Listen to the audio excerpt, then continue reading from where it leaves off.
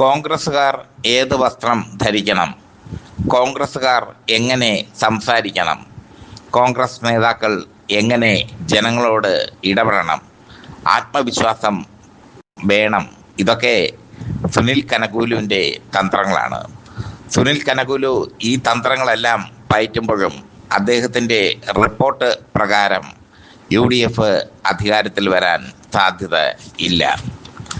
UDF അധികാരത്തിൽ വരണമെങ്കിൽ തെക്കൻ കേരളത്തിലെ 39 സീറ്റുകളിൽ വലിയ വിജയം നേടണം. നിലവിൽ തെക്കൻ കേരളത്തിലെ 39 സീറ്റുകളിൽ 4 സീറ്റുകൾ മാത്രമാണ് UDFൻ്റെ കയ്യിൽ ഉള്ളത്.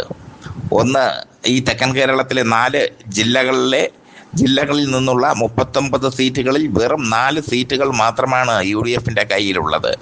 തിരുവനന്തപുരം, കൊല്ലം, പത്തനംതിട്ട, ആലപ്പുഴ, ഈ 4 ജില്ലകളിൽ ആകെ 4 സീറ്റുകൾ. ഒരെണ്ണം രമേശ് ചെന്നിത്തലയുടെ സീറ്റ്, മറ്റൊന്ന് കുണ്ട്രയിൽ PC വിഷ്ണുനാഥ് ജയിച്ച സീറ്റ്, മറ്റൊന്ന് ഇവിടെ കരുനാഗപ്പള്ളിയിൽ CR മഹേഷ് ജയിച്ച സീറ്റ്, മറ്റൊന്ന് കോവളത്ത്, തിരുവനന്തപുരം കോവളത്ത് M വിൻസെൻ്റ് ജയിച്ച സീറ്റ്. ഈ 4 സീറ്റുകൾ മാത്രമാണ് ഉള്ളത് LDFന്. ഇക്കുറി തെക്കൻ കേരളത്തിൽ 39-ൽ പകുതി സീറ്റെങ്കിലും നേടിയില്ലെങ്കിൽ UDFന് അധികാരത്തിൽ വരാൻ സാധിക്കില്ല. LDFനെ സംബന്ധിച്ചിടത്തോളം അവരുടെ സിറ്റിംഗ് MLAമാർ ശക്തമായ പ്രകടനം കാഴ്ചവെക്കുന്നു. അവർ ജനകീയരാണ്. അതുകൊണ്ട് തന്നെ ആ സിറ്റിംഗ് MLAമാരെ തോൽപ്പിക്കാൻ പ്രയാസമാണ്. ആറന്മുളയിൽ വീണ ജോർജിനെ നേരിടാനെത്തുന്നത് അബിൻ വർക്കിയാണ്. അബിൻ വർക്കിയെ ഇറക്കുമതി ചെയ്യുന്നതിൽ വിജയ് ഇന്ദുചൂടൻ അടക്കമുള്ള നേതാക്കൾക്ക് പരിഭവമുണ്ട്. ആറന്മുള പത്തനംതിട്ട ജില്ലയിലാണ്. പത്തനംതിട്ടയിൽ കഴിഞ്ഞ തവണ 5-ൽ 5 UDFിൽ നിന്ന് LDF പിടിച്ചിരുന്നു. 5-ൽ 5 സീറ്റും നേടി.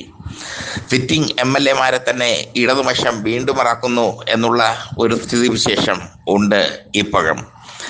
തിരുവനന്തപുരം പോലുള്ള ശക്തി കേന്ദ്രങ്ങളിൽ, തിരുവനന്തപുരത്തെ 14 നിയോജക മണ്ഡലങ്ങളിൽ 13 ജയിച്ചത് LDF ആണ് കഴിഞ്ഞ നിയമസഭാ തെരഞ്ഞെടുപ്പിൽ.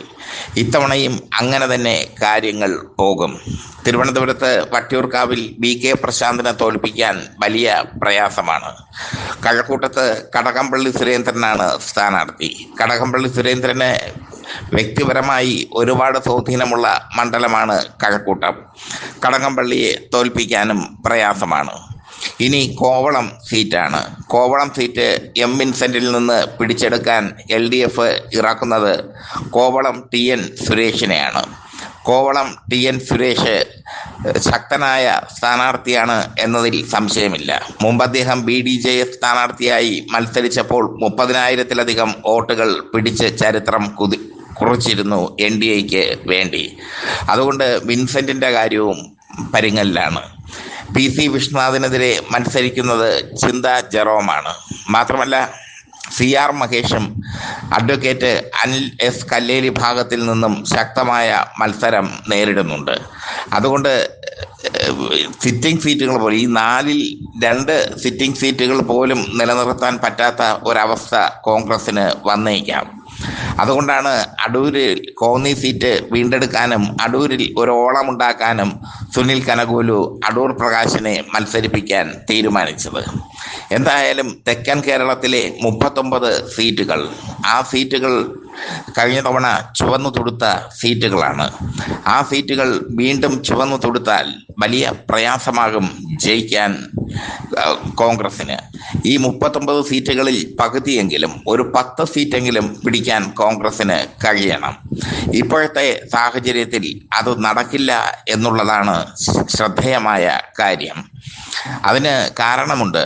LDF സിറ്റിംഗ് MLAമാരെ ഇറക്കുകയാണ്. സിറ്റിംഗ് MLAമാർ ജനഹൃദയങ്ങളിൽ സ്വാധീനം ഉറപ്പിച്ചു കഴിഞ്ഞു. LDF MLAമാരുടെ പ്രവർത്തനത്തിൽ ഒരു കുറവും ഒരു കുറ്റവും ആരും കണ്ടുപിടിക്കുന്നില്ല.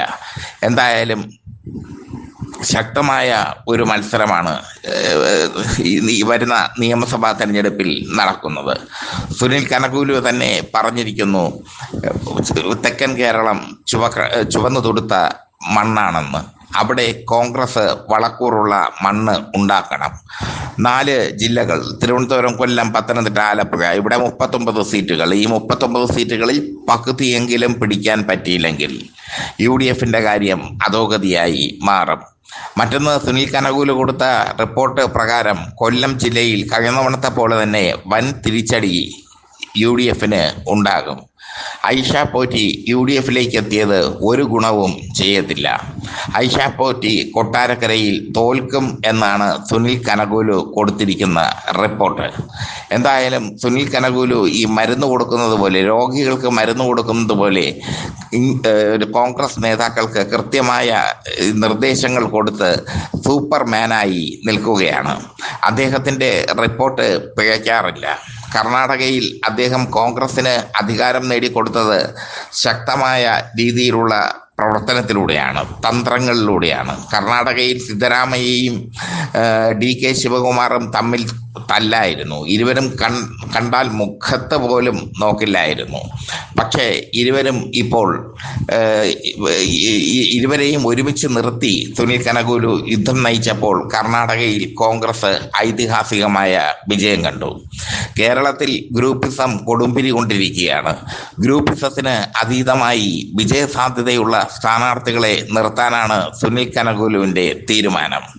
സുനിൽ കനകൂലുവിന് ഹൈക്കമാൻഡ് എല്ലാവിധ സ്വാതന്ത്ര്യവും നൽകി കൊടുത്തിരിക്കുന്നു.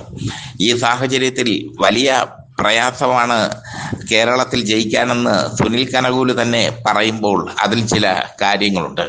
തെക്കൻ കേരളം LDFിനെ സംബന്ധിച്ചിടത്തോളം അവരുടെ ഉറച്ച കോട്ട തന്നെയാണ്.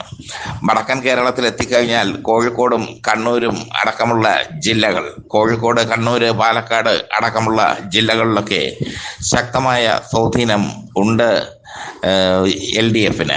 അതൊക്കെ മറികടക്കാൻ UDF ഒരുപാട് വിയർക്കേണ്ടി വരും.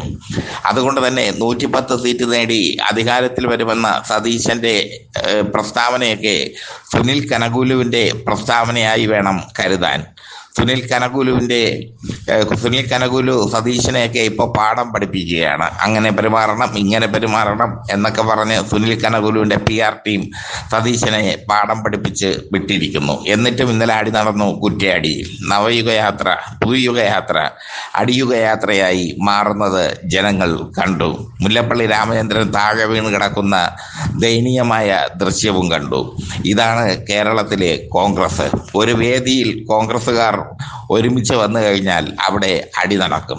മുല്ലപ്പള്ളി രാമചന്ദ്രൻ വീണ് കിടന്നപ്പോൾ അദ്ദേഹത്തെ എണീപ്പിക്കാൻ പോലും ഒരൊറ്റ കോൺഗ്രസ് പ്രവർത്തകർ ഇല്ലായിരുന്നു. കാരണം അവരെല്ലാം അടി കൂടുന്ന തിരക്കിലായിരുന്നു. ഷാഫി പറമ്പിൽ അവിടുത്തെ നേതാവിനെ പിടിച്ച് തള്ളുന്നതും ബഹളവും ഒക്കെയായി കോൺഗ്രസ് വീണ്ടും ഗ്രൂപ്പിസത്തിൻ്റെ കൈകളിലേക്ക് വഴുതി വീണിരിക്കുന്നു.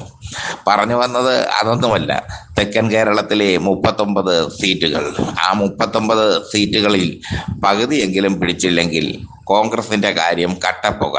ഇത് പൊളിറ്റിക്സ് കേരള പറഞ്ഞതല്ല, സുനിൽ കനകൂലുവിൻ്റെ റിപ്പോർട്ടാണ്.